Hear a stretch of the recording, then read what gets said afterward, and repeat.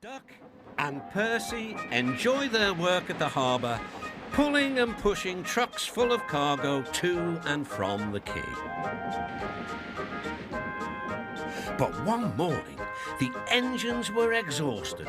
The harbour was busier than ever.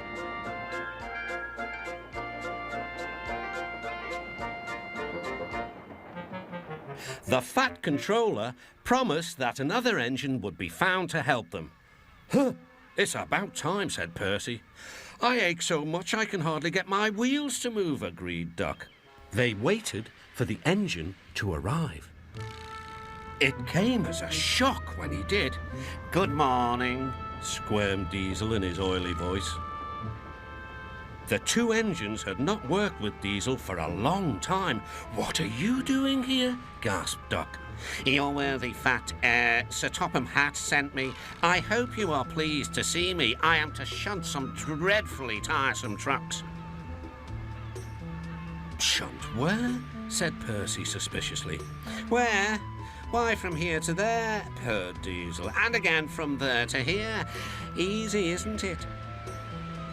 With that, Diesel, as if to make himself quite clear, bumped some trucks hard. "Woo!" screamed the trucks. "Grrr!" growled Diesel. Percy and Duck were horrified. They did not trust Diesel at all. They refused to work and would not leave their shed. The Fat Controller was enjoying his tea and ice bun when the telephone rang. "So there's trouble in the harbour yard? I'll be there right away." Diesel was working loudly and alone. Cargo lay on the quay. Ships and passengers were delayed. Everyone was complaining about the Fat Controller's railway. Percy and Duck were sulking in their shed. "What's all this?" demanded the Fat Controller. We're on strike, sir," said Percy. "Yes," added Duck. "Beg pardon, sir, but we won't work with Diesel, sir." Then, in a quiet, hurt voice, he added, "You said you'd sent him packing, sir." "I have to give Diesel a second chance. I am trying to help you by bringing Diesel here. Now you must help me. He was the only engine available." Percy and Duck went sadly back to work.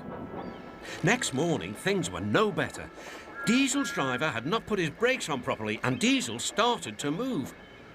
He went bump straight into Percy. Percy had an awful fright. "Wake up there, Percy," scowled Diesel. "You have work to do." He didn't even say he was sorry to Percy. Later, Diesel bumped the truck so hard that the loads went everywhere. "What will the Fat Controller say?" gasped Percy. "He won't like it," said Duck. "So who's going to tell him, I wonder?" said Diesel. "Two little goody-goody telltales like you, I suppose." Percy and Duck did not want to be telltales, so they said nothing. Diesel, thinking he could get away with his bad behaviour, was ruder than ever. Next day, he was shunting trucks full of china clay. He banged the trucks hard into the buffers, but the buffers weren't secure. The silly trucks were sunk. Soon, the Fat Controller heard the news. The trucks were hoisted safely from the sea, but the clay was lost. The Fat Controller spoke severely to Diesel. "Things worked much better here before you arrived. I shall not be inviting you back. Now, Duck and Percy, I hope you won't mind having to handle the work by yourselves again." "Oh, no, sir. Yes, please, sir," replied the engines.